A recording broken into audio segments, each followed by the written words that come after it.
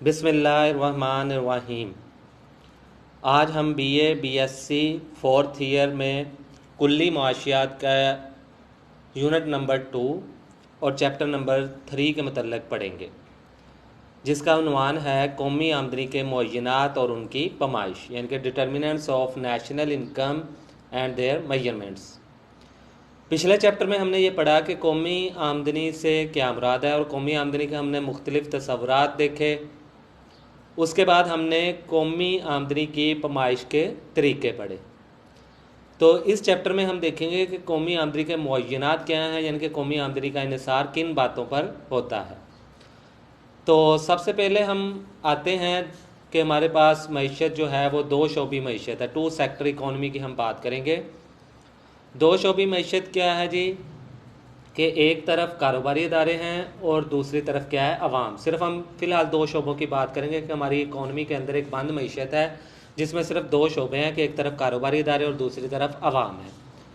तो professor J.M.. Keynes के मुताबिक कौमी आमदनी का तयन किसी मुल्क में अहम किरदार अदा करता है।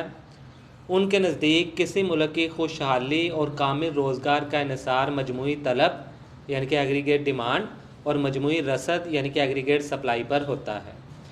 किसी मुल्क में मजमूई तलब और मजमूई रसद में जिस कदर इजाफ़ा होगा, आमदनी की सतह उस कदर बुलंद होगी और आमदनी में इजाफे के साथ साथ रोज़गार का हुजम भी बढ़ेगा। कौमी आमदनी से मुतल्लिक़ अब हम मुख्तलिफ़ मसावातें देखते हैं।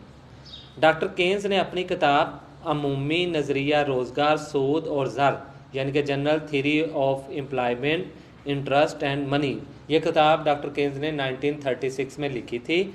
उसमें उसने दर्ज झैल मसावातें बयान की थी। एक बंद मईशत में जिसमें हुकूमत को भी शामिल ना किया जाए, लोग अपनी आमदनी का कुछ हिस्सा ज़रूरियात ज़िंदगी पर ख़र्च करते हैं और बाकी कुछ हिस्सा बचा लेते हैं। इसलिए अगर हम पहली इक्वेशन की बात करें तो पहली इक्वेशन हमारे पास होगी आमदनी इज़ इक्वल टू सरफ प्लस बचत। सरफ कहते हैं अखराजात, यानी कि y is equal to C plus s, यानी कि हम अपनी आमदनी में से कुछ हिस्सा या तो खर्च करेंगे या फिर उसमें से कुछ हिस्सा बचाएंगे। अब जो बचाई हुई रकूमात होती हैं वो या तो हम बराह रास्त सरमायाकारी में लगा लेते हैं या फिर हम बचाई हुई रकूमात बैंकों में रखते हैं, बैंक उसको आगे सरमायाकारी में इस्तेमाल करते हैं। इसलिए यहाँ पर हम देखते हैं कि बचाई हुई रकूमात किसके काम आती हैं, सरमायाकारी के। तो इसलिए हमारी दूसरी इक्वेशन जो बनेगी वो बनेगी आमदनी इज़ इक्वल टू सरफ प्लस सरमायाकारी, यानी कि y is equal to C plus I. तो बस आमदनी सरफ प्लस सरमायाकारी या सरफ प्लस बचत के बराबर होती है। अब हम इसको इस तरह से भी लिख सकते हैं, अगर हम ऊपर बगौर दोनों इक्वेशनों को देखें तो y is equal to C plus S और y is equal to C plus I में y के इक्वल है, यानी कि आमदनी के बराबर है, सी के इक्वल है, यानी कि सरफ बराबर है सरफ के। तो इसका ये मतलब है कि हमारी बचत जो है वो सरमायाकारी के बराबर होगी, यानी कि s इज़ इक्वल टू आई, यानी कि बचत और सरमायाकारी आपस में क्या होंगे, बराबर होंगे। तो यहाँ हमें पता है कि वाई से मुराद हमारे पास था नेशनल इनकम यानी कि कौमी आमदनी, सी से मुराद क्या था, कंजम्पशन यानी कि अखराजात, और एस से मुराद क्या था, सेविंग यानी कि बचत, और आई से मुराद क्या था, इन्वेस्टमेंट यानी कि सरमायाकारी। अब हम आते हैं नेक्स्ट की तरफ। नेक्स्ट में हमारे पास है 3 शोबी मईशत। अब एक तरफ कारखानेदार और एक तरफ अवाम। अब हम तीसरे शोबे को भी इसमें ऐड करके देख लेते हैं, वो हमारे पास क्या है, हुकूमत, गवर्नमेंट। अब हम गवर्नमेंट को जमा करते हैं। अब हुकूमत इकॉनमी में हमें पता है कि इफ़ेक्ट करती है, टैक्सों की सूरत में भी स्वैप कर लेती है, लीकेजेस ले जाती है, टैक्सों की सूरत में पैसा ले जाती है, या इन्वेस्टमेंट सरमायाकारी की सूरत में इंजेक्ट करती है इकॉनमी के अंदर, सड़कें बनाना, डैम बनाना, पुल बनाना, हॉस्पिटल वगैरह, ये सारी चीज़ें। तो यहाँ पर हम देखते हैं कि हुकूमत को शामिल करने के बाद हमारी आमदनी की क्या इक्वेशन बनेगी। तो हुकूमत को शामिल करने के बाद हमारी आमदनी बराबर है सरफ प्लस सरमायाकारी प्लस सरकारी बचत, यानी कि हमारी इक्वेशन पहली बन गई y is equal to C plus I वाली। उसमें हमने लिखा y is equal to C plus I plus G, यानी कि सरकारी अखराजात, गवर्नमेंट को हमने इसमें शामिल कर लिया। तो दूसरी तरफ कौमी आमदनी बराबर है, जो हमारी पास दूसरी इक्वेशन थी वो थी कौमी आमदनी बराबर है सरफ प्लस बचत। तो उसमें अब हम गवर्नमेंट को शामिल कर लेंगे, तो सरफी का खर्च प्लस बचत प्लस टैक्स, जो गवर्नमेंट टैक्स ले जाती है। y is equal to C plus s plus t, तो इसका ये मतलब है कि गवर्नमेंट जो टैक्स ले जाती है। अब उसी तरह अगर हम ऊपर वाली इक्वेशंस को बगौर देखें तो y is equal to Y, C is equal to C, और i प्लस जी यानी कि सरमायाकारी प्लस गवर्नमेंट बराबर होगा s प्लस टी के, यानी कि सेविंग प्लस टैक्स के। तो इसका ये मतलब हो गया कि सरमायाकारी जमा गवर्नमेंट के अखराजात या सरकारी अखराजात बराबर होंगे बचत जमा टैक्स के। तो ये होगी हमारे पास 3 शोबी मईशत। अब हम इससे नेक्स्ट स्टेप की तरफ चलते हैं कि अगर हम 4 शोबे मईशत को देखें, 4 शोबी मईशत में इसमें हम इंपोर्ट और एक्सपोर्ट के शोबे को भी शामिल कर लेते हैं। यानी कि हम देख लेते हैं कि हमारी दरामदात और बरामदात से हमें जो नेट वैल्यूज़ हासिल होती हैं वो हमारी इकोनॉमी पर क्या असर डालती हैं। तो 4 शोबी मईशत को एक हम खुली मईशत भी कहते हैं। तो एक खुली मईशत में तिजारत खारजा के पेश नज़र 10 झैल मसावत होंगी। आमदनी बराबर है सरफी खर्च प्लस सरमायाकारी प्लस सरकारी अखराजात प्लस बरामदात माइनस दरामदात, यानी कि नेट एक्सपोर्ट। तो नेट एक्सपोर्ट किस तरह निकलती हैं कि हम अपनी टोटल बरामदात में से दरामदात को क्या कर देते हैं, मिनहा कर देते हैं, माइनस कर देते हैं, तो फिर हमारे पास नेट एक्सपोर्ट आती हैं। तो ये पहली क्वेश्चन हमारी बन गई, उसमें हमने नेट एक्सपोर्ट को ले लिया।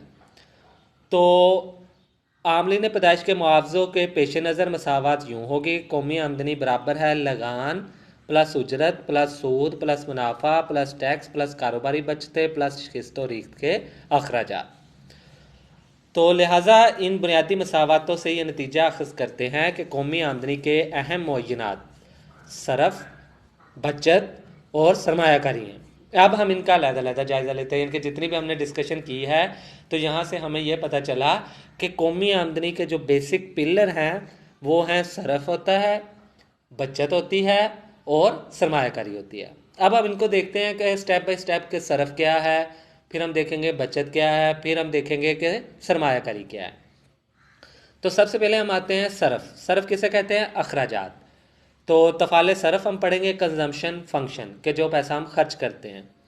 तो हम सबसे पहले सरफ की डेफिनेशन देखते हैं कि सरफ से मुराद आमदनी का वो हिस्सा होता है जिससे लोग बराह रास्त अपनी ज़रूरियात ज़िंदगी पर ख़र्च करके तस्कीन हासिल करते हैं। बस लोग अपनी आमदनी में से जो कुछ एशियाए ज़रूरत यानी खुराक, रहाइश, लिबास वगैरह पर ख़र्च करते हैं उसे सरफ कहा जाता है। इसमें पायदार अशिया, ज़ियापज़ीर अशिया और ख़िदमात वगैरह शामिल होती हैं। तो सर्फ का इन्हिसार लोगों की आमदनी पर होता है, क्योंकि आमदनी ज़्यादा होने पर सर्फी खर्च बढ़ जाता है और आमदनी कम होने पर सर्फी खर्च में क्या आ जाती है? कमी। तो आमदनी और सर्फी खर्च में इसका मतलब है कि बराह रास्त ताल्लुक है कि अगर आपकी आमदनी ज़्यादा है तो आपके अखराजात भी बढ़ रहे होंगे, अगर आपकी आमदनी कम है तो आपके अखराजात में भी क्या हो रही होती है? कमी। तो आमदनी और सर्फी खर्च के इस ताल्लुक को हम इस तरह से लिख सकते हैं, C is equal to function of Y, यानी कि consumption is a function of Y, यानी सर्फ का इन्हिसार आमदनी पर होता है। सर्फी खर्च आमदनी से ज़्यादा भी हो सकता है और इससे कम भी, और ये आमदनी के बराबर भी हो सकता है, यानी C less than, greater than or equal to Y हो सकता है। तो दो शोबी मैशत में तफाले सरफ की म्यारी सूरत दर्जैल होती है। तो हमारे अखराजात बेसिकली दो किस्म के होते हैं। C इज़ इक्वल टू, अगर हम अपने कंजम्पशन को देखें तो C0 प्लस BY। तो यहाँ C0 क्या होता है जी? खुद अख्तियार सरफ। खुद अख्तियार सरफ क्या होता है? वो अखराजात जो ज़रूरियात ज़िंदगी पर होते हैं, यानी ये अखराजात हमने हर हाल में करने होते हैं। हमारी आमदनी चाहे कम है या ज़्यादा है, लेकिन ये ख़र्चा हमने हर हाल में करना है। खाने पीने पर, लिबास पर, यह अखराजात जो है वो खुद अख्तियार सरफ की मिसाल होते हैं।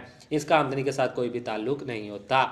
दूसरे अखराजात होते हैं तरगीब याफ्ता अखराजात, यह तरगीब याफ्ता सरफ भी हम इसे कहते हैं। BY, वाई से मुराद क्या है? इनकम। और इसका ताल्लुक आमदनी के साथ साथ होता है, यानी ये वो खर्चा है जिसका ताल्लुक किसके साथ है? आमदनी के साथ। जैसे जैसे आपकी आमदनी में इजाफा होगा तो वैसे वैसे आपकी बी की वैल्यू में भी इजाफा होता जाएगा। बी की वैल्यू 0 से लेकर 1 तक कुछ भी हो सकती है। 0.7 हो तो इसका मतलब है कि आप अपनी आमदनी का 70% खर्च कर रहे हैं। 0.8 हो तो इसका मतलब है कि आप बढ़ी हुई आमदनी का 80% खर्च कर रहे हैं।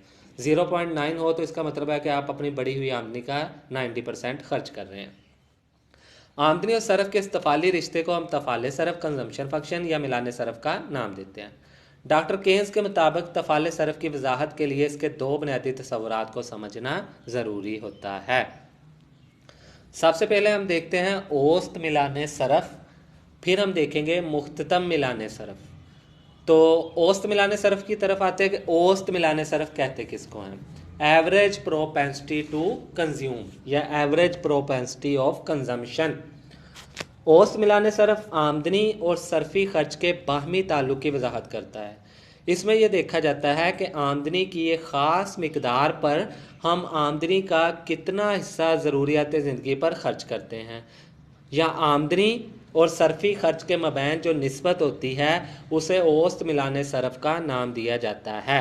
इसको हम रियाजी के इस्लाम में इस तरह लिखते हैं, औसत मिलाने सरफ बराबर है सरफ बटा आमदनी, APC is equal to C/Y।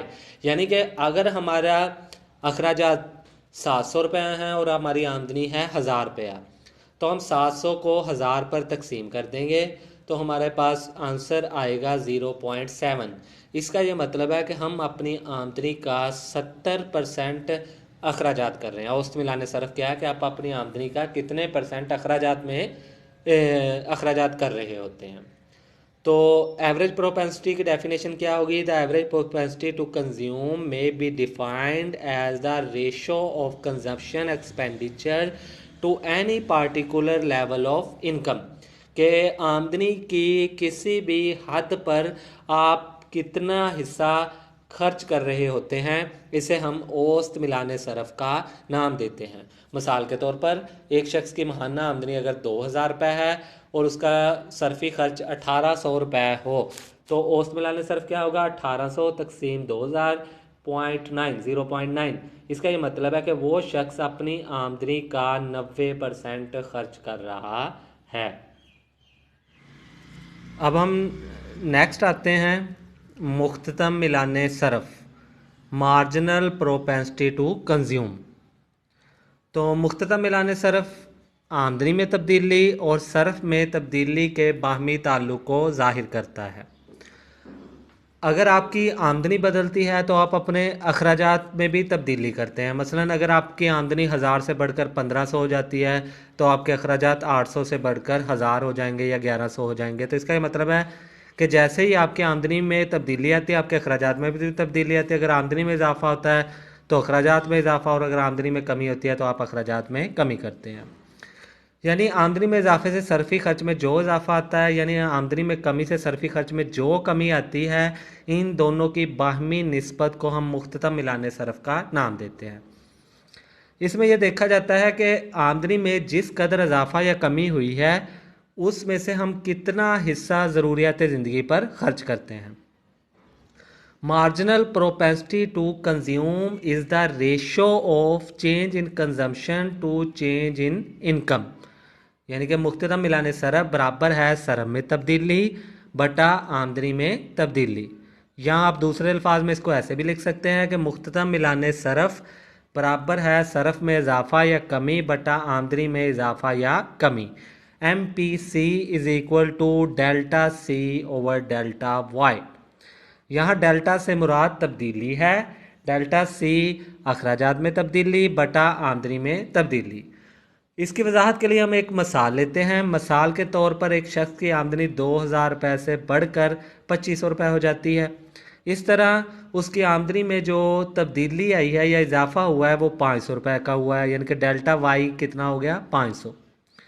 इसके बरक्स अगर हम उसके अखराजात देखें तो उसके अखराजात 1800 से बढ़कर 2000 हो जाते हैं, यानी कि अखराजात में कितने की तब्दीली आई है? 200 की। डेल्टा C कितना है? 200। तो इसका मुख्ततम मिलाने सरफ बराबर होगा, अब देखें कि अखराजात में तब्दीली 200 की थी और आमदनी में तब्दीली है 500 की। तो हमारे फार्मूले के मुताबिक ऊपर हमने अखराजात में तब्दीली लिख रही है, बटा हमने आमदनी में तब्दीली, तो अखराजात में तब्दीली 200 बटा आमदनी में तब्दीली 500, तो 0.4 मुख्तता मिलाने सरफ MPC आया हमारे पास 0.4। इसका मतलब है कि वो शख्स अपनी बढ़ी हुई आमदनी का 40% हिस्सा अखराजात में लगा रहा है, यानी कि जितनी उसकी आमदनी बढ़ेगी वो उस बढ़ी हुई आमदनी का 40% अखराजात में इजाफा करेगा।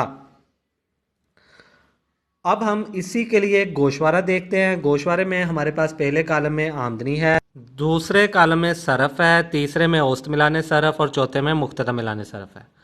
तो सबसे पहले अगर हम आते हैं तो आमदनी हमारे पास 2000 है, अखराजात हमारे 2400 है, क्योंकि हमने ये पढ़ा हुआ है कि हमारे सरफ जो है, हमारा सरफ कंजम्पशन वो आमदनी के बराबर या आमदनी से कम या आमदनी से ज़्यादा हो सकता है, क्योंकि खुद अख्तियार सरफ वो अखराजात जो हमने हर हाल में करने होते हैं, खाने पीने लिबास पर खर्चा। तो पहले लेवल पर हमारी आमदनी कम है, हमारे अखराजात क्या हैं ज़्यादा 2400।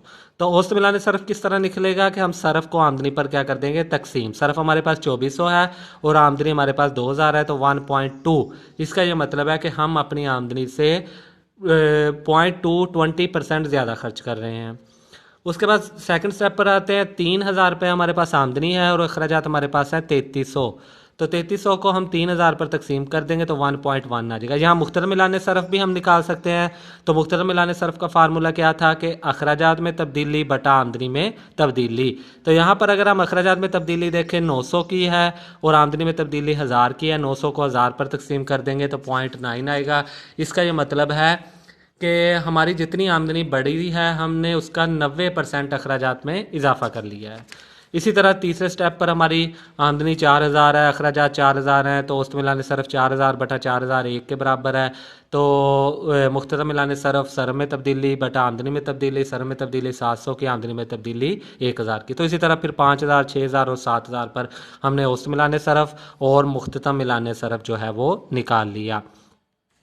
अब हम इन सभी को जो है वो डायग्राम से भी वजाहत करेंगे। तो डायग्राम बनाने के लिए हमारे पास दो एक्सिस होते हैं, जिस तरह OX और OY। OX के साथ हम अपनी आमदनी रखेंगे गोशवारे के मुताबिक और OY के साथ हम अपने अखराजात रखेंगे सरफ। तो पहले स्टेप पर हमारी आमदनी 2000 थी और हमारे अखराजात जो थे वो थे 2400। तो 2000 हमारी आमदनी और 2400 अखराजात के सामने पहला पॉइंट आ जाएगा, दूसरे के सामने 3000 और 3300 के सामने दूसरा पॉइंट, 4000 और 4000 के सामने तीसरा पॉइंट, 5000 और 4500, फिर 6000 और 4800, फिर 7000 और 4900। तो ये हमारे पास सी एक कंजम्पशन कर्व हासिल हुआ, यानी कि अखराजात या सरफ का खाता हासिल हुआ। तो यहाँ पर एक हमने 45 डिग्री की भी लाइन लगाई हुई है। 45 डिग्री का ख़त का मतलब ये होता है कि इस ख़त पर X और Y दोनों स्केलों में की मिकदार जो है वो हर पॉइंट पर क्या होती है बराबर।